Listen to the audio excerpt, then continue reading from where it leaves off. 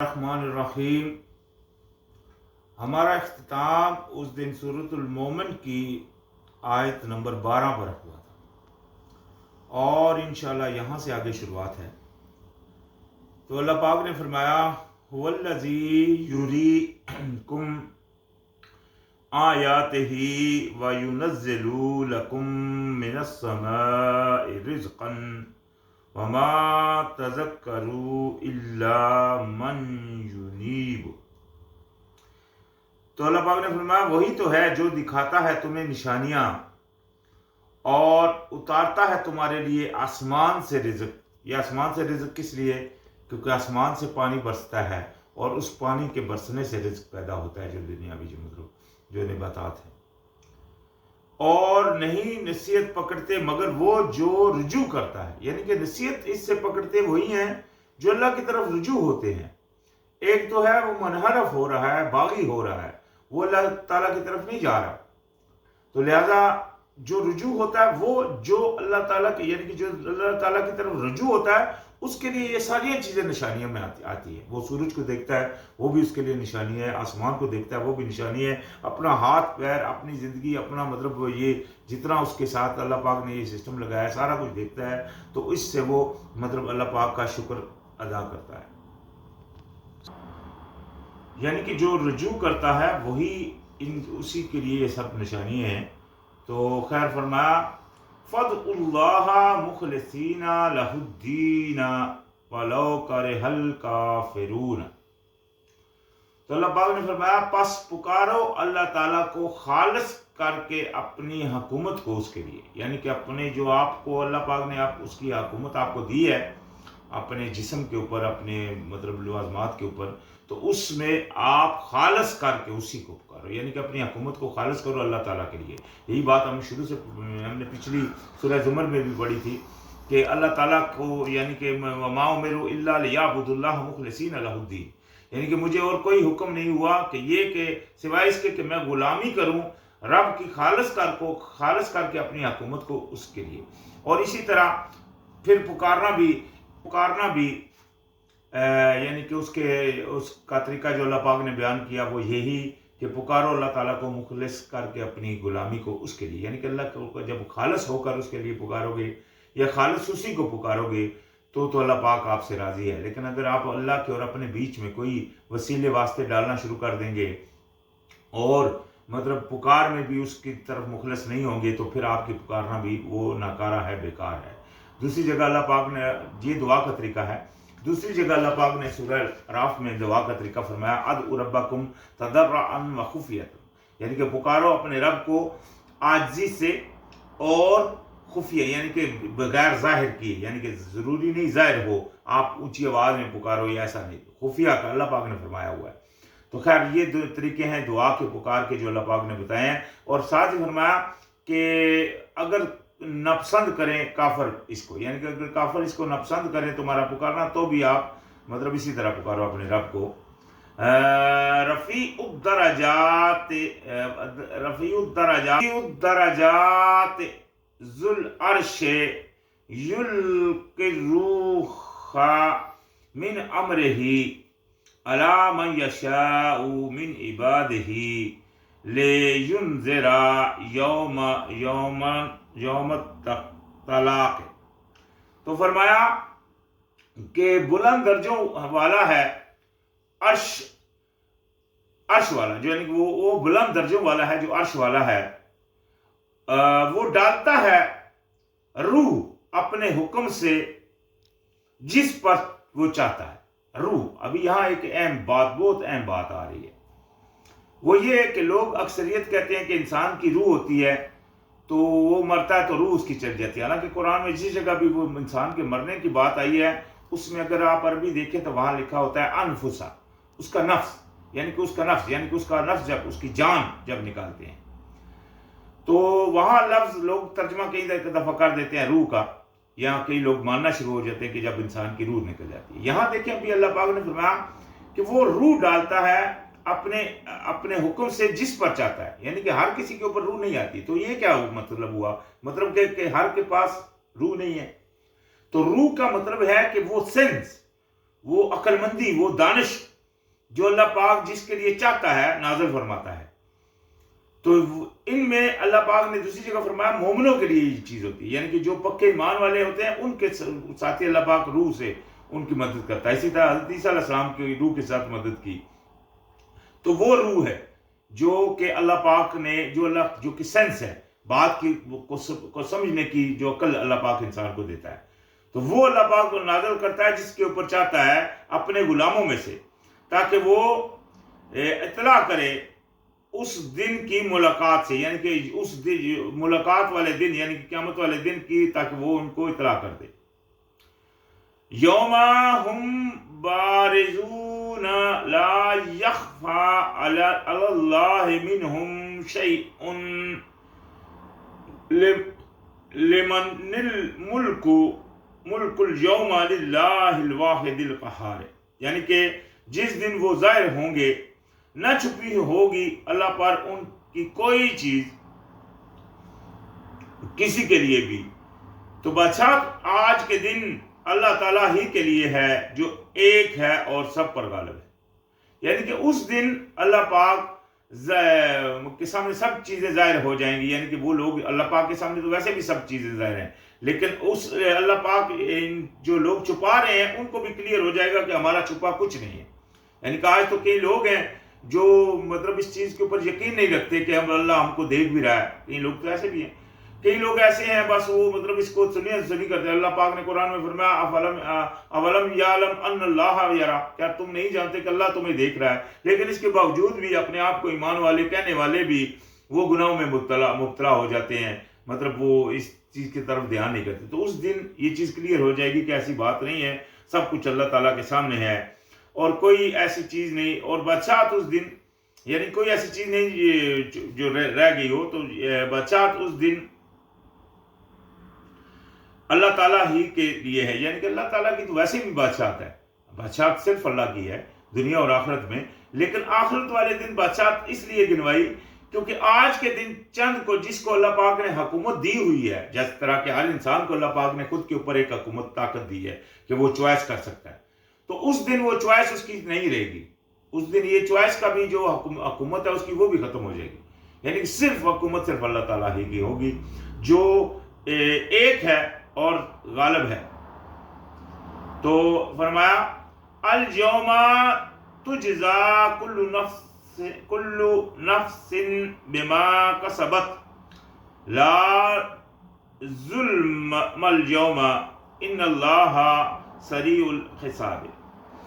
آج کے دن اللہ پاک نے فرمایا بدلہ دیا جائے گا ہر نفس اس کا جو اس نے کمائی کی، نہیں کوئی ظلم ہوگا آج کے دن.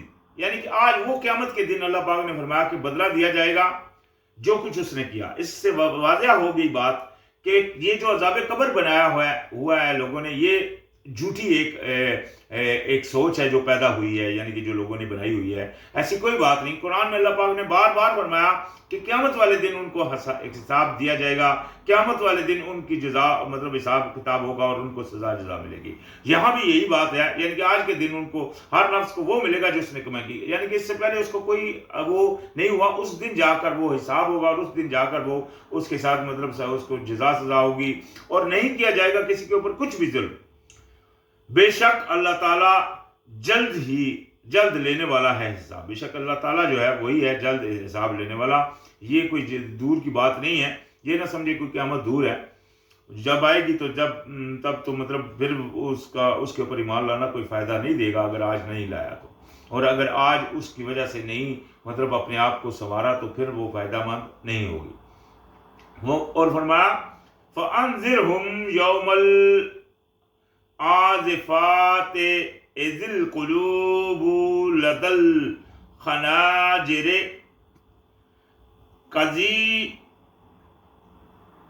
کاظمین ما للظالمین من حمیم ولا شفیع یطاع.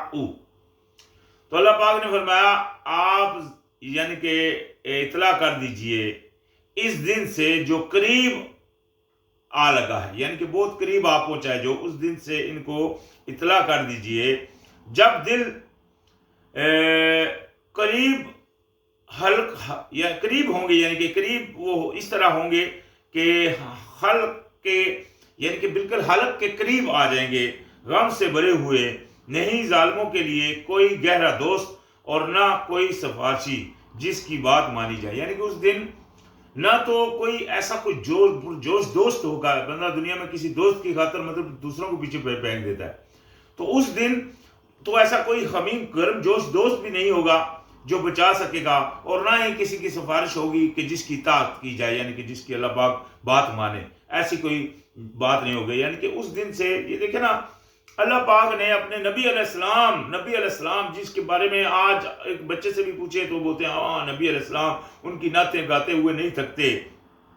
اللہ پاک نے اپنے نبی علیہ السلام کے زبان مبارک سے ہم کو یہ اطلاع فرمائی اس دن کے ڈرنے کو مد نظر رکھنے سے، اور اس دن کی مطلب وہ خبریں بتا دی کہ اس دن یہ ہوگا یہ ہوگا یہ ہوگا۔ آج اگر نبی کے اوپر پورے دعوے دار ہیں محبت کے، تو پھر ان کی بات کے اوپر پورا یقین کیوں نہیں کر رہے؟ پھر اللہ تعالیٰ کی غلامی میں مکمل کیوں نہیں آ رہے؟ تفرقے بازیاں کیوں کر رہے ہیں؟ اللہ پاک کے دین کو کیوں پھاڑا ہوا ہے؟ اللہ تعالیٰ کے حکم کو نافذ کیوں نہیں کر رہے؟ اللہ تعالیٰ کے دشمنوں کو جو جمہوریت والے ہیں ان کو ووٹیں اور سپورٹیں دے کر ان کو آگے کر رہے ہیں، یا کہاں جا رہے ہیں؟ آخر کیوں نہیں اللہ تعالیٰ کی بات کے اوپر پورے آ رہے؟ تو اتنا نبی علیہ السلام کو ماننے کے باوجود بھی، یعنی کہ یہ قابل غور بات ہے کہ ان میں سے اکثر جو ہے وہ خالی منہ سے کہہ رہا ہے، دل کی اس کی بات نہیں ہے۔ تو فرمایا یعلم خائنۃ الاعین وما تخفی الصدور، وہ جانتا ہے خیانت آنکھوں کی، یعنی کہ آنکھوں کی بھی جو خیانت کرتے ہو نا تم، اس کو بھی اس کو پتہ ہے۔ مثال کے طور اللہ پاک نے آپ کو کہا کہ یہاں نظر رکھو یہاں نہیں رکھو، تو آپ اپنی نظر کو بھی ادھر ادھر جب کرتے ہو تو وہ تو اس کو تو یہ بھی پتہ ہے، اس کے سامنے کون سی چیز چھپی ہوئی ہے۔ تو جو بندہ منافقت کر رہا ہے وہ انتہائی بیوقوف تر بندہ ہے، کیوں؟ کیونکہ اس کو پتہ ہے کہ اللہ دیکھ رہا ہے، اس کے باوجود بھی وہ مطلب منافقت کے اوپر اڑا ہوا ہے۔ تو فرمایا اور وہ جانتا ہے چھپے سینوں کی، یعنی چھپی باتوں کو بھی جانتا ہے۔ کوئی ایسی بات نہیں جو آپ سینے میں سوچ رہے ہو اس کو نہیں بتاؤ، یا آپ نے جو کچھ کل کرنا ہے آپ کو نہیں پتا، اس کو پتا ہے۔ تو لہذا اس کے ساتھ منافقت سب سے بڑی بیوقوفی ہے، اس کے ساتھ مخلص ہونا یہی عقل مندی ہے، اور اسی کا ان دونوں صورتوں میں ذکر کیا گیا ہے کہ اللہ تعالیٰ کی غلامی کرو خالص کر کے اس کے لیے اپنی حکومت کو۔ تو فرمایا واللہ یقضی بالحق والذین یدعون من دونہ لا یقضون بشیء ان اللہ هو السمیع البصیر۔ تو فرمایا اللہ تعالیٰ ہے جو فیصل کر دیتا ہے، مکمل کر دیتا ہے ساتھ حق کے، یعنی کہ جو بھی فیصلہ کرتا ہے، جو بھی پوری بات کرتا ہے وہ حق کے ساتھ، اور جن کو یہ پکارتے ہیں اس کے سوا وہ نہیں فیصل کر سکتے کسی چیز کو بھی۔ یعنی کہ یہ جو فیصلے انہوں نے لوگوں کے اوپر ڈالے ہوئے، یہ دیکھیں، یہ خالی یہ پکارنا نہیں ہے کسی کو مطلب دعا کے لیے پکارنا، یہ کسی نظریے میں بھی کسی کو پکارتے، کسی کے اوپر اعتقاد کرتے ہیں کہ یہ ہماری ابھی نواز شریف آئے گا تو وہ ہماری جناب سبزیاں سستی ہو جائیں گی، عمران خان آ جائے گا تو پیٹرول ہمارا سستا ہو جائے گا۔ مثال کے دے رہا ہوں، یہ بھی ایک آج کل مطلب خیالات ہیں، عقائد ہیں جو مطلب انہوں نے امیدیں ہیں جو ان سے وہ بستہ رکھی ہوئی ہیں۔ تو یہ ساری چیزیں غلط ہیں، کیوں؟ کیونکہ وہ اللہ تعالیٰ کے حکم کے نافذ کرنے والے ہے ہی نہیں۔ انہوں نے اللہ تعالیٰ کا حکم نہ تو خود کے اوپر نافذ کیا تو وہ آپ کے اوپر کس طرح کریں گے؟ تو لہذا ان کے پیچھے لگنا بھی ایک بیوقوفی ہے۔ اسی طرح اور کسی کو بھی پکارنا اللہ تعالیٰ کے علاوہ وہ بیوقوفی ہے، وہ کوئی عقل مندی نہیں ہے، اور وہ کچھ بھی نہیں کر سکتے۔ اس کا اللہ پاک نے فرما دیا بے شک، کیوں؟ کیونکہ بے شک اللہ تعالیٰ ہے وہ جو سنتا بھی ہے اور دیکھتا ہے، یعنی کہ اللہ تعالیٰ سنتا بھی ہے اور دیکھتا بھی ہے۔ تو یہ لوگوں کے باطل عقیدے ہیں جو اللہ تعالیٰ کے علاوہ دوسروں کو پکارتے ہیں۔ فرمایا اولم یسیروا فی الارض، کیا نہیں انہوں نے سیر کی؟ یہ دیکھیں ایک چیلنج یہ عام ہے، اللہ پاک نے قرآن میں یہ چیلنج بار بار کیا ہے۔ فرمایا کیا نہیں سیر کی انہوں نے زمین میں؟ فَلْيَنْظُرُوا كَيْفَ كَانَ عَاقِبَةُ الَّذِينَ كَانُوا مِنْ قَبْلِهِمْ كَانُوا هُمْ أَشَدَّ مِنْهُمْ قُوَّةً وَآثَارًا فِي الْأَرْضِ فَأَخَذَهُمُ اللَّهُ بِذُنُوبِهِمْ وَمَا كَانَ لَهُمْ مِنَ اللَّهِ مِنْ وَاقٍ۔